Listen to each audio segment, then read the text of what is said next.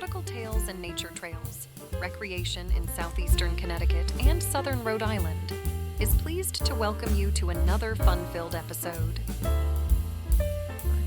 Enjoy the show.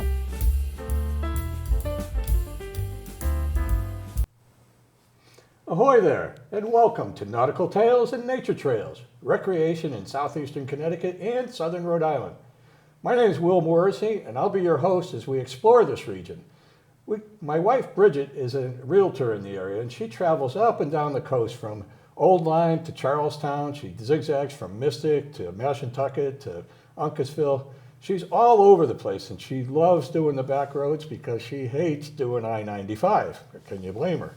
But traveling all over like that, she knows all the different attractions in the area, and we ended up writing a book for all the people that are coming into the area. We've got a tidal wave of new people coming into the area, whether they're building boats or the brave souls that drive the boats, or the students that are at UConn at Avery Point or Mitchell College or Connecticut College or all the cadets over at the Coast Guard Academy. And we've got lots of visitors coming into the area, as Mystic was rated in the top 4 destinations for vacation people last year, for the whole year of 2023. So a lot of people want to know what's going on in the area other than, Mystic Seaport and, Mystic Aquarium. There's a lot going on. And today we're going to talk a little bit about some of the state parks in the area. We're going to talk about safe boating, and we're going to talk a little bit about conservation with some folks from the Connecticut Department of Energy and Environmental Protection. We've got Wendy Flynn and we've got Jacob Budris, both of them from Old Lyme, the headquarters for the Marine Division. So welcome to Nautical Tales and Nature Trails. Thank you for having us. How did you get involved with the DEEP? I started as a seasonal, and I worked my way up to being a full-time employee here at DEEP. I've always had a passion for boating and the environment. I had a similar background in that I worked as a seasonal at one of our state parks, which I think we might be talking a little bit about today. And then I, came on into the boating division, and I've had a passion for conservation for all of my life. Well, I've loved the state parks all my life. I mean, I was very involved with Hammonasset Beach State Park as a lifeguard for 4 years. And we had competition over at Rocky Neck with the lifeguards over there. We had, and then swim meets up at Central Connecticut State University. But then I got involved with the boating instructors and taught all over the state in different community colleges, and was involved with the Connecticut Marine Trades Association and was harbor master in Chester for 9 years. So I really have a background, love the boating part. We've done so much on this show with all the hiking trails, with Grattan Open Space and Avalonia and the Alliance for the Mystic River Watershed. I'm really glad to get back out on the water, so to speak, talking about safe boating. But talking about the parks as we just were, we've got a little video to show you some of the parks that are right here, right close by. So Michael and Bridget, if you can run that for us, we'd appreciate it.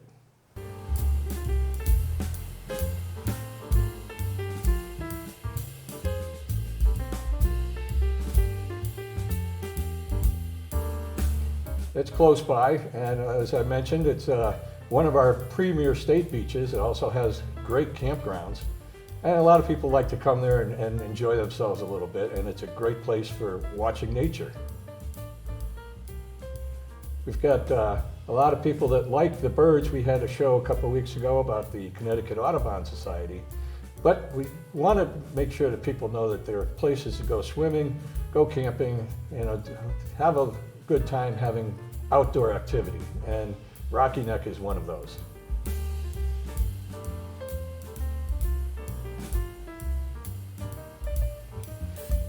Next, we're going to kind of come back down the road towards New London Way, and we're going to stop in Waterford at Harkness Memorial State Park. Now, if you like mansions like they have in Newport, that's a place to stop by and take a look. They have that all dressed up, but the one thing that was just recognized was that Harkness is in the top 25 of botanical gardens in the United States. So if you like flowers, go to Harkness. But if you're into history, let's go to Fort Trumbull in New London. It's been around for a while, and it's got all kinds of stories to tell all the visitors that come in. Got some great statues to pay homage to the folks that tried to defend our country. And it's also got a beautiful view looking out towards the meeting of Long Island Sound and Fisher's Island Sound. So if you want some information on Connecticut parks, go to connecticutparks.com. Now you mentioned you had a little experience you wanted to talk about at one of the parks. Well, actually, we didn't touch on it. I did do most of my early childhood working at Hammonasset. Ah, there we go. Yeah. Know it well. Yes. Yeah. I think it's equally as beautiful as Rocky Neck-Harkness, and it's great for families to get out to, and just a great place. All of our state parks are great places to go out and enjoy nature, and whether it's the ocean or just the open space that you can kind of expand on and have a picnic. All of our state parks are free to Connecticut residents, so we encourage everyone to get out and enjoy the outdoors. I liked Meg's Point at Hammonasset myself. It is great. The nature center there is one of a kind. Yes, it is. We also have a little information about something that's coming up. Jacob, you want to talk about National Safe Boating Week coming up? Yeah, so next week is National Safe Boating Week, which is a national campaign where we try and encourage safe boating, and one of the safety tips we want to talk to everybody about is going to be life jacket wear. Life jackets are a critical piece of safety equipment for boaters, and you want to make sure every year that when you're going out into the water that you're wearing your life jacket and that it's properly fitting for you, Coast Guard approved, and properly or designed for the activity you're going to be doing on the water. Well, tomorrow's a big day. Yep, tomorrow is wear your life jacket to work day. So as you guys can see, I'm wearing an inflatable life jacket, which has become really popular across the span of boaters. Whether you're a recreational boater or you do a professional job out on the water, the inflatable life jackets have become very popular. There are some rules to think about with the inflatable life jackets. They are not allowed for children under 16 years old, so they're a life jacket for an adult. They do act a little differently, but one of the things that's fantastic about them is they're comfortable. You can wear them on a hot summer day, or you could wear it kind of in the fall or winter if you're going out looking at the trees. You wear it over a jacket and it's still comfortable. Well, Michael and Bridget, we have another video to show about Wear It, the life jackets. Can we run that, please? Safe Boating Week is May 18th to 24, and it's a great opportunity to remind yourself of some important tips for enjoying the water safely and responsibly. Whether you're fishing, sailing, kayaking, or just cruising around, you should always follow these guidelines. No matter what activity you have planned on the water, always remember to wear a life jacket every time you are on the water. Accidents on the water can happen much too fast to reach and put on a stowed life jacket. Make sure your life jacket is U.S. Coast Guard approved, appropriate for your water activity, and fits properly. A life jacket that is too large or too small can cause different situational problems.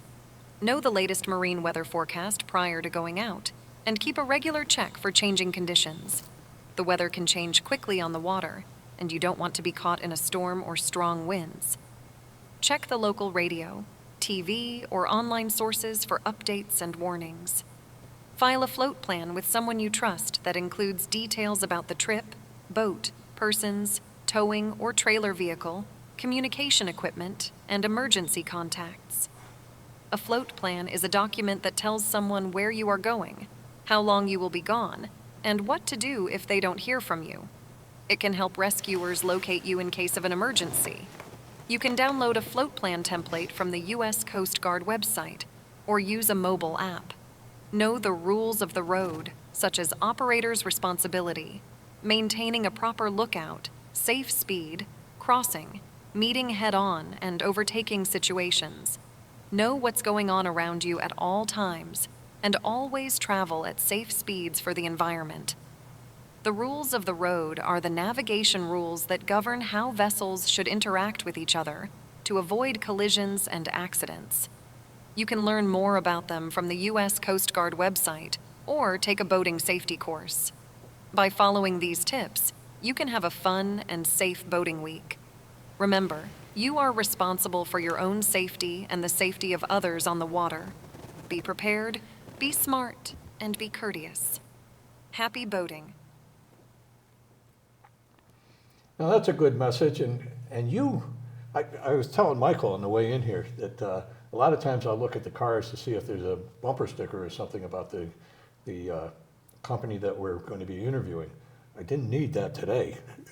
Came into the parking lot and you got that nicely wrapped vehicle with wear it all over it and the boat all over the side of it.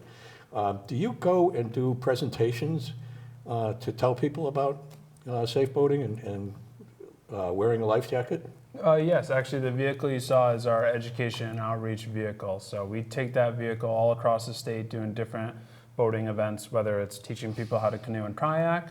We also utilize an outreach vessel that we use that vehicle to tow. The outreach vessel goes to all different lakes, ponds, and Long Island Sound throughout Connecticut, and we utilize it to interact with boaters on the water and spread the message of boating safety on the people that are right out there doing it. Yeah, I mean, it's nice that the state is giving you that kind of support. Back when I was involved, we had local first selectmen and select women come down to the marina, and we had the local preschool come down, and we had a float boat, pontoon boat, and we had all the kids on the boat. It was on a trailer, it wasn't in the water, but we were letting the kids try on life jackets and, you know, letting them know what boating was all about, you know, and trying to get them used to it from an early age, wearing a life jacket. Now, it's, I believe, is it 12 years old and under that you have to wear a life jacket? Yep. When you're on a boat? Yep. 12 years old, they have to be wearing it. And if the boat is underway or they're not in an enclosed cabin. Yeah, but you said 16 years of age to wear one of the inflatable ones. Inflatable life jacket, yep. So there's some different requirements. It's important when you're going out to purchase a life jacket or when you're picking a life jacket. Number one, especially if we're talking about kids, life jacket is not something you want to purchase and kind of say to yourself, oh, they'll grow into it or something like that. You want to make sure that the life jacket is always properly fitting for the child. And then also just pay attention and make sure there's no special regulations when you're picking out the type of life jacket. I bring up the inflatable life jacket because there's such a wide range and there are a lot of different styles that they come in. So it's important to read the label and make sure that number one, it's age appropriate for you, and number two, it's approved for the use or what you're going to be using it for. Now, One of the big recreation sports is water skiing, and also tubing behind a boat. I know how important it is to wear a life vest now. I know back when I was a kid, we just put on a belt, you know, but they don't really hold you up. They don't hold your head out of the water like a life vest does. And I just know that it's, well, is it required if you're in a one of those tubes that you're towing around behind a boat? Yep, you would have to be wearing a life jacket, and it would have to be the traditional style life jacket. So the life jacket where the flotation is already built on. The inflatable life jackets are not rated to stay on your body if you were to fall off going at a high speed. They're much easier to rip off. So you would need, typically, the labels have changed a little bit in recent years, but Type 3 is a popular style life jacket for doing water sports of any kind, whether it's tubing or water skiing. I remember watching America's Funniest Home Videos once, and they were showing tubing. And how many people got knocked out of a tube when they were jumping over a wave that they didn't see coming, you know, from another boat, or trying to get back behind the boat, you know. And I can understand that if you were wearing an inflatable, that would just come right off when you're doing 30, 40 miles an hour and hit the water that fast. Yep, So, for sure. But your big concern, and it has to do with life jackets, but it also has to do with all kinds of things, is conservation. And what's been going on for years, I know that back, the Department of Natural Resources in Minnesota has been on top of this for decades. When the big tankers come into the Great Lakes and go all the way across, and they're coming from Europe, they're transporting all these zebra mussels and all kinds of different aquatic species that have no predator here. you know, and so they get introduced. And we have a video that I'd like you to discuss a little bit about what's going on. Michael and Bridget, if you could run the aquatic invasive species video, that'd be good. Now this is the program, Stop Aquatic Hitchhikers. So this is a picture of what a zebra mussel would look like under the water, and that's how they can foul up the bottom of a vessel. I think that's what they would look like underwater when they form large mats. That's a very tiny zebra mussel. They get about the size of your thumbnails is usually the size that they will get. So they are very small. But they can be transported in a whole lot of different ways. Yeah, one of the more common ways that all invasive plants and animals are transported are through human activities such as boating, trailered boats. There's also natural dispersion, you know, can happen as well, but a lot of times people are how they get transported, whether it's, you know, fishermen's shoes, water ski lines, anything that touches the water has the potential for transporting invasive plants and animals. So scuba gear, you know, if it's not cleaned thoroughly, fishing equipment. You can have fun, but you got to realize that it comes at a cost if you're not paying attention. Right, you can have your fun, but then when you get home, definitely, you know, decontaminate your equipment and your boat as best you can. Now, these are shells, the zebra mussel shells that are washing up on shore, and they can ruin a beach. I mean, you can't walk, you know, I mean, it just gets, these sharp shells just kind of eliminate people from wanting to go in the water and go swimming. Absolutely. So the message that we always tell boaters is to clean, drain, dry. So at the launch, remove and clean, which is remove any vegetation or debris from your boat or trailer. When you get home, you want to, or even kind of when you're still at the launch, you want to drain water from everything that might hold water. So there's somebody taking out their plug, their drain plug. So checking underneath, there's a trailer. And then draining is anything that holds water, you want to drain out the water. You clean off the anchor there and the rest of the trailer. So there's a lot of snag points on, you know, your rig, trailer, hitch, tires. It's just, you really want to inspect and remove everything. Now, they were just taking some weeds off of the motor, but you saw that they put the motor down so that the water would drain out. Mm-hmm. I mean, you got to make sure, even your fishing lines, you got to make sure everything is. And if you're on a jet ski, don't go running through all that kind of stuff and have it sucked into your vessel. You know, you want to make sure that you can eliminate all that. And these are a couple of bait buckets that are being drained. Yep. So if the water is taken from a water body, you should drain it when you get either in that water body or, you know, at the ramp, somewhere that it's not going to run back into the lake. Just in case there are any plant fragments in there, you want to keep them from going back into the water. Now, how closely do you work with the Connecticut Agricultural Experimental Stations?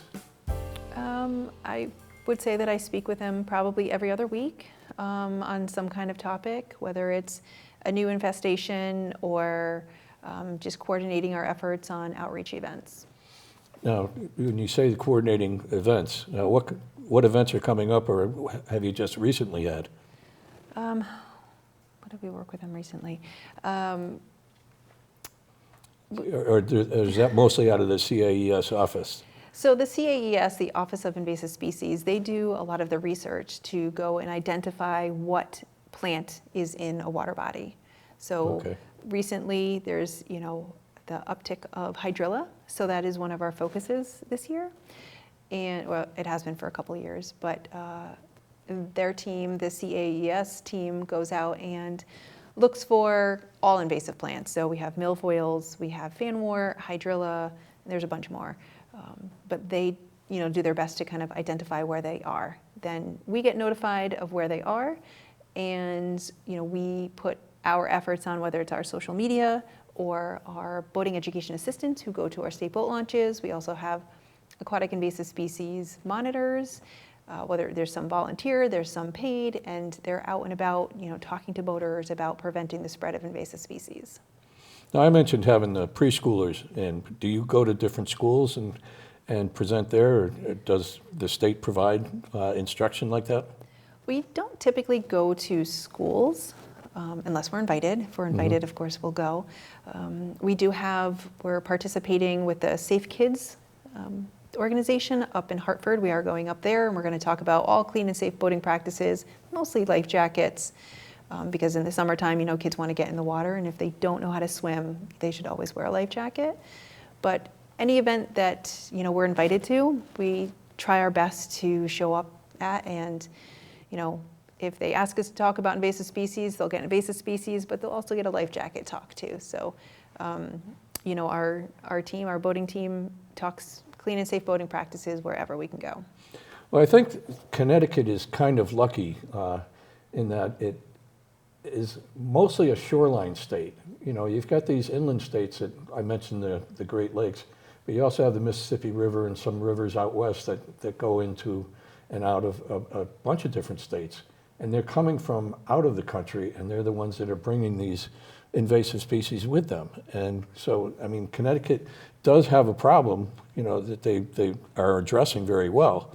But I think some of the other states really, really are trying to take care of this problem, because when you saw that picture with all the shells on the shoreline, well, who wants to go to a place where you can't walk across the sand and get in the water and go swimming? It hurts the economy, never mind the environment. It stops all kinds of action going on. Yeah, all states, all states, I'll say, in the United States have at least one form of invasive species. And we're all trying very hard to prevent their spread. One way that we are doing it in Connecticut, and other states do it as well, is through the Aquatic Invasive Species stamp. So that's a fee that is paid, as of right now, it's paid with your vessel registration, and that money gets put into a preservation account, and it's given out to grant recipients from nonprofits and municipalities for research, control, and education on aquatic invasive species and cyanobacteria.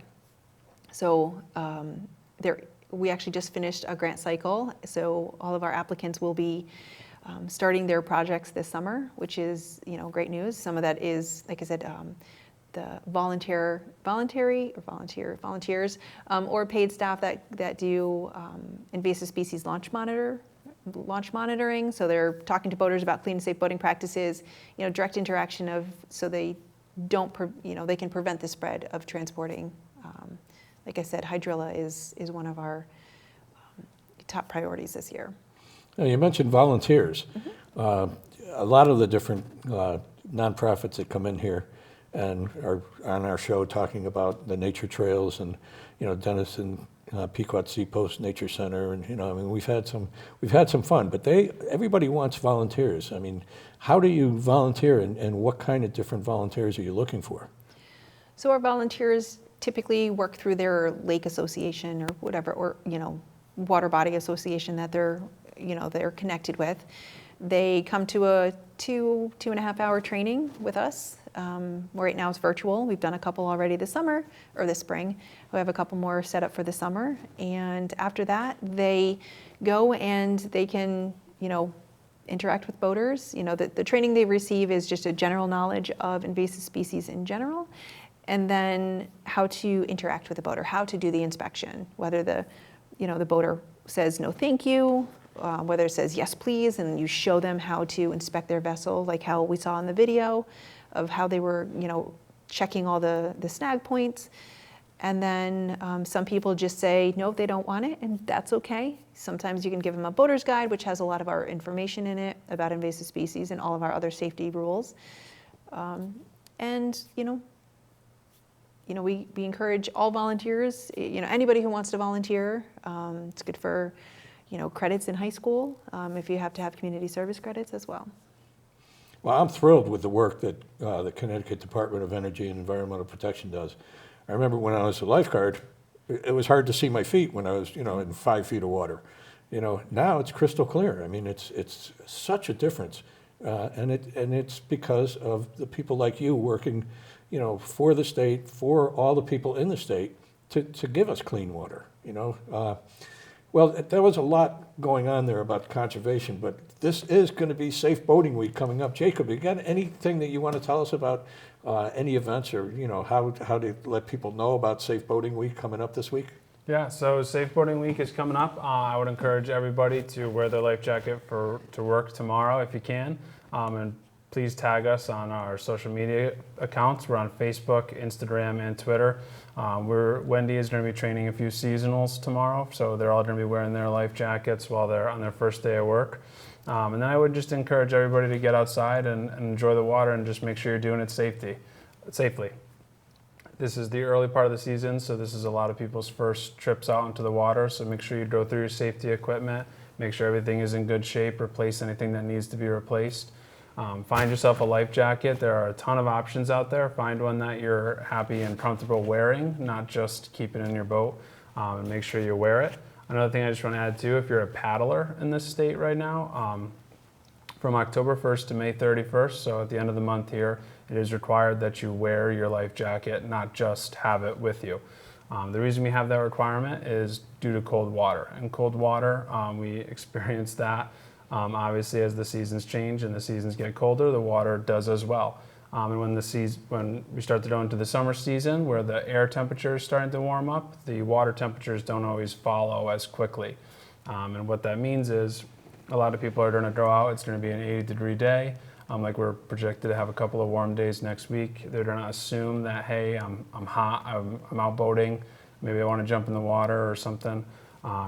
Still want to take that safety seriously, because the cold water is going to affect you differently than it would in the middle of the summer. So take the safety stuff seriously, respect the water, and go out and enjoy it.